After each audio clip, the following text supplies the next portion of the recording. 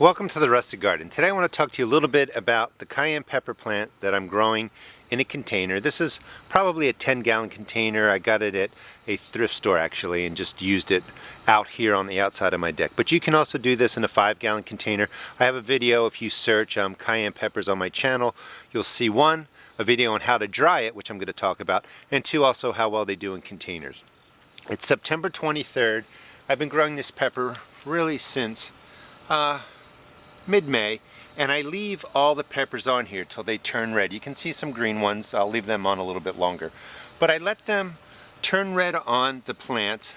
I let them get the cold of fall. I think it adds to the flavor, adds a little bit of sweetness, but they're starting to dry right on here, and there's probably, I don't know, what, maybe 60 to 80 red peppers on here, and I'm going to dry these, and this will be my hot pepper flakes for spaghetti and pasta over the winter. But you can let them sit on the plant until they lose a lot of their moisture. You can feel the seeds. You can see that they're starting to wrinkle right in there, and that's about when I want to pick them. Mid-September, when they're red. I think they're a little bit sweeter from the cold weather, and they started to dry out. And here's a couple more up close. Again, you just pick them, leave the green stems on. I'm going to show you how to dry them briefly at the end of the video. If you see any peppers that look like this, toss that. You don't want anything brown. I've also been spraying these with neem oil to make sure that they don't get any disease. I don't want any blemishes on these peppers. So I'm going to pick all of these and set them up on aluminum foil, talk about how I dry them, and show you the end product. And again, if you want to see the whole process for drying, you can do a search on my channel and you'll find a whole video that shows you everything from start to finish. So here are the cayenne peppers. They've been dehydrated, and I'm not going to go through the whole oven process with you because I do have a video for that, like I said, and I'll show you, I'll give you the link to that video. A couple of things that I didn't mention in the first part was, or were, if you're going to grow peppers in containers, two main things. Don't let them ever dry out. They need consistent water, and they have to be fed the liquid fertilizer either full strength every 2 weeks or every week at half strength. You just want a continued supply of fertilizer going into any of your container plants because your tomatoes or peppers or whatever you're growing will suck the life out of the soil. I also do a top dressing of lime and some slow release fertilizer too throughout the season, but it doesn't have to be exact. You just have to make sure it stays moist all the time and that you keep feeding them. So here are the peppers that were picked right off of the plant, and you can see they're pliable, they're a nice red color, and like I said, I like them to start really drying out on the vine. So it was today's the 24th actually, but last night when I dried these, the peppers probably were in the ground all of June, July, August, 20 days this month, probably mid, I don't know, May. So almost 120 days. So when you get all the red peppers, and I counted them, they were actually 105, not 60 to 80.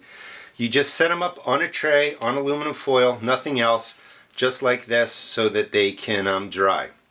Put them into the oven at 170 degrees Fahrenheit. You don't really want to go over really above 200 degrees Fahrenheit, because what will happen is the oils and the heat will start cooking these, they'll turn brown. And you can see these are a great deep red color. They are ready to be crushed up if you want to. I'll show you that in a second. But it took 5 hours to go from this to this. It was 5 hours at 170 degrees Fahrenheit. You could go a little bit lower if you want. You could go a little bit higher, but I wouldn't go over 200 degrees. 170 degrees Fahrenheit is the warm setting on most ovens. So again, 5 hours for them to go from this to this, and that's going to vary depending on your location and really just how much moisture is in your peppers. So before you even get to the drying, all these are nice and red, and these are peppers that came off the vine. You want to just discard anything that's already started to dry out, and you can see that's just not attractive. That's going to not have any flavor to it. So remove any peppers that look like that. And out of 105, only 3 didn't look so good.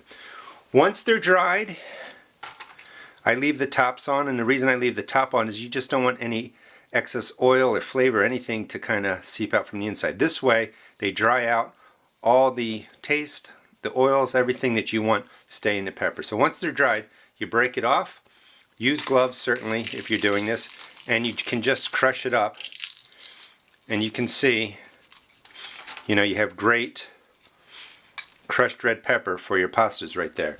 Other ways you can store it, just store them in a Ziploc bag, leave the tops on, and whenever you need a few, you can take them out just like that. If you want to crush them, of course I just did it without my fingers. If I touch my eyes, they're going to burn, so I would recommend wearing gloves.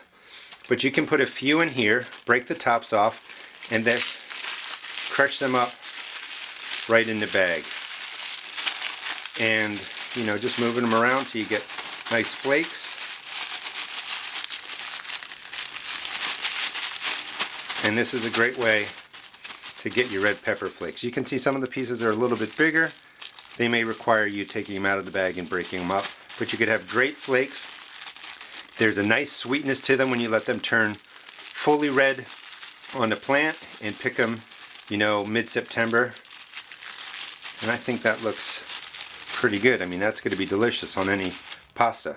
So this is how I make the red pepper flakes for my pastas, and this will last me all winter. This is one round. I have another plant that'll give me 2 rounds, and that'll be enough really to last for the fall and the winter. Hope you enjoyed the video. Please check out my blog at www.therustedgarden.blogspot.com, and also check out my YouTube videos. Thanks.